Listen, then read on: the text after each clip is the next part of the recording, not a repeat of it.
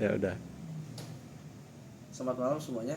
Pada malam hari ini saya akan melakukan wawancara pada Pak RT dari rumah saya, yaitu bersama Om Wisnu di sini. Oke. Jadi selamat malam Om Wisnu. Malam Mas Juju. Ya, Emang RT itu apa sih singkatan? rukun tangga. Om. Rukun tetangga, wes bener. Oke. Jadi pertama nih Om. Om itu udah menjabat sebagai ketua RT itu berapa lama Om? Terus Om udah di lingkungan ini doang atau di lingkungan lain juga?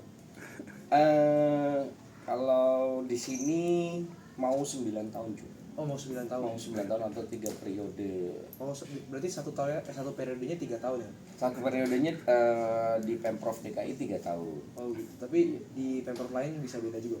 Bisa berbeda. Lalu di lingkungan ini doang atau pernah di lingkungan lain? Di lingkungan lain pernah, tapi itu di Jawa Timur. Jadi ya udah lama sekali ya. Oh, berarti udah pernah juga. Sudah pernah. Oke. Lalu mengapa Om mau menjabat jadi ketua RT? Dan bagaimana pengalamannya sebagai ketua RT Om? Selama 9 tahun di sini Om? Saya mau jadi ketua RT. Ya. Ya memang yang kebetulan ada waktu, ada tenaga, ada apa ya? Ya punya waktu lah. Pertama punya waktu. Itu kebetulan ya. Dalam hal ini saya, yang lain kan Kerja ya. sibuk ya, kerja dan semacam lah alasannya Mas gitu. Ya. Lalu pengalaman selama ini sebagai menjabat sebagai ketua RT itu gimana Om? Pengalaman apa nih? Pengalaman dalam mengatur-ngatur kegiatan kalau misalnya ada kegiatan di area sini Om. Oh kalau itu sih gampang lah semua. Itu gampang. Itu nggak terlampau sulit ya. Buat saya mudah gitu. Karena sebenarnya warga di RT 03 RW 04 Pondok Pinang ini itu semuanya guyup. Jadi misalkan Jojo nggak bisa nih, ada kegiatan A gitu ya, kerja bakti, Jojo pas nggak bisa. Tapi Jojo bisa punya orang untuk menggantikan, atau warga yang lain misalkan satu rumah satu orang, jadi rumah lain tuh satu rumah bisa 5 orang ya kan, sama aja gitu sebenarnya. Aman lah kalau kayak gitu. Terus kalau proses terpilihnya Om jadi ketua RT itu sebenarnya bagaimana Om? Warga voting. Oh, voting. Warga voting. Oke. Jadi Kecuali pas pandemi. Pas pandemi gimana tuh? Pas pandemi kan memang nggak ada kegiatan ya, jadi ya semuanya by surat kiriman. Seperti angket dikirimkan, tetap melanjutkan gitu. Oh gitu. Itu angkatnya dari mana ya? Angketnya dari kelurahan. Oh, dari kelurahan. Iya, formulir pendaftarannya siapa saja yang mau jadi ketua RT. Nah itu nama saya kebetulan nongol lagi gitu. Jadi saya melanjutkan periode yang ketiga ini. Oke Om, jadi kalau sehari-hari gitu tugas umumnya apa ya Om? Kayak misalnya orang kantor kan ke kantor gitu Om. Nggak ada, kalau tugas umum sih nggak ada. Cuman kan sekarang semuanya udah era digitalize ya. Tupoksi itu ada bisa di aplikasi di sini, dan yang punya memang perangkat kelurahan sama RT gitu. Sampai RT itu ada gitu. Berarti udah koneksi sama kelurahan juga ya? Oh iya, terkoneksi. Terus kalau hal-hal sulit atau yang paling menyulitkan sebagai ketua RT itu apa Om? 9 tahun ya. 9 tahun itu pandemi sih paling sulit. Lebih paling Sulit karena kan tingkat ekonomi di RT ini kan nggak sama Mas. Iya. Jadi nah itu mengatasinya gimana biar semuanya bisa melewati krisis pandemi itu mulus ya. Iya. Artinya kalau ada yang sakit dan yang lain, itu salah satu yang tersulit sih menurut saya. Oh berarti waktu pas pandemi Om juga berperan juga ya Om di sini? Harus mau nggak mau ya. Kalau waktu saat pandemi itu perannya Om ngapain Om? Oh saya kan nggak semuanya orang mau mengakui bahwa dirinya terdampak. Kan banyak Mas dampaknya, dampak secara ekonomi, misalkan dipecat dari kantor, di PHK karena ya memang tingkat ekonominya turun ya. Nah itu perlu atau tidaknya diberikan bansos. Bansos itu kan ada yang macam-macam Mas, ada yang tunai, ada yang non tunai.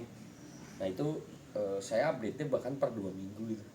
Oh gitu ya. Update di luar yang sakit. Yang sakit lebih pengawasan khusus apabila saya diberitahu. gitu. Karena saya udah tanya sehat-sehat aja, padahal mereka sedang terjangkit COVID.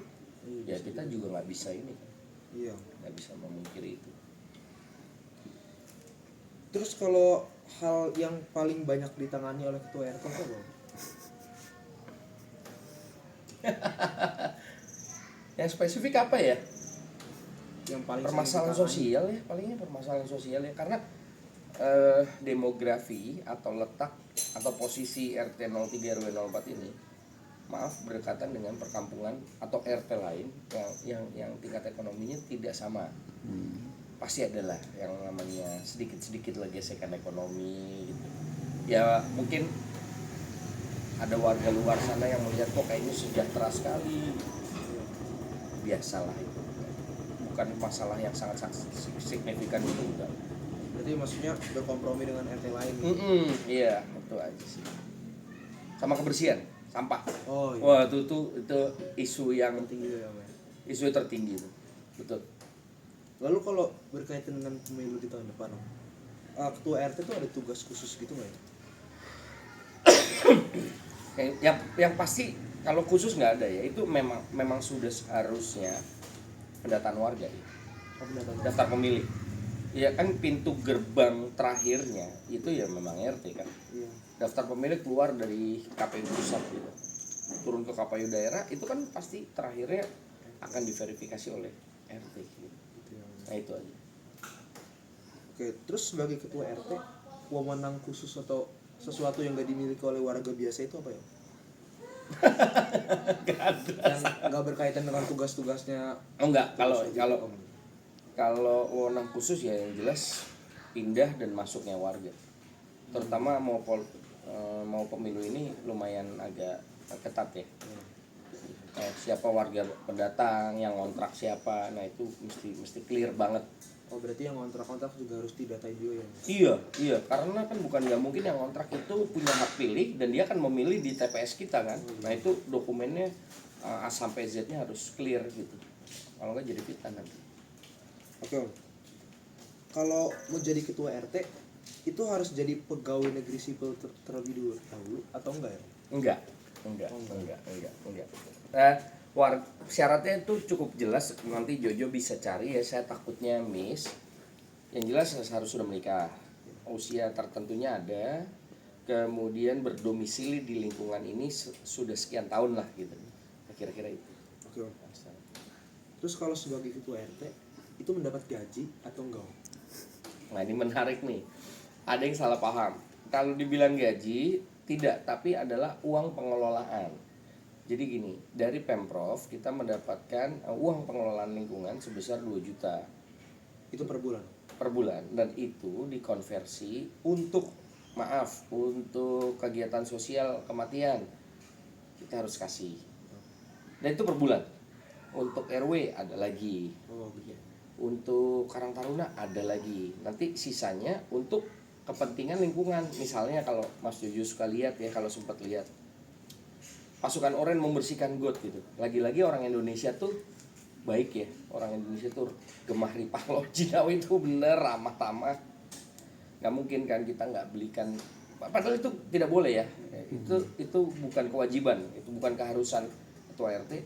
Masuk dia bersihin got terus kita nggak beliin tempe goreng gitu. Atau es teh manis yang kayak gitu-gitu. Itu sebaiknya kita keluarkan. Belum kalau saluran jebol atau apa yang sifatnya lingkungan ya. Berarti kalau pengeluarannya itu sebenarnya buat lingkungannya ya, Om? Memang harus kembali ke lingkungan, peruntukannya buat lingkungan. Terus Om yang mengelola gitu ya? Sama perangkat RT lainnya seperti sekretaris dan bendahara. Oh gitu. Oke. Berarti secara keseluruhan Om mau tetap menjadi ketua RT terus Wah ini atau enggak, Om? cepet gantiin Mas Jojo aja. Kamu aja gantiin. Saya aslinya sudah tidak mau, tapi beberapa sesepuh yang di sini itu memanggil saya secara pribadi Mas. Oh gitu. Kalau kamu nggak mau nggak terus sopo gitu kalau orang Jawa tuh. Ya udah kamu dulu. Nanti sampai timbul yang baru. Nah, masalahnya kak ono. Ya udah mau nggak mau. Gitu ya. Iya, Om.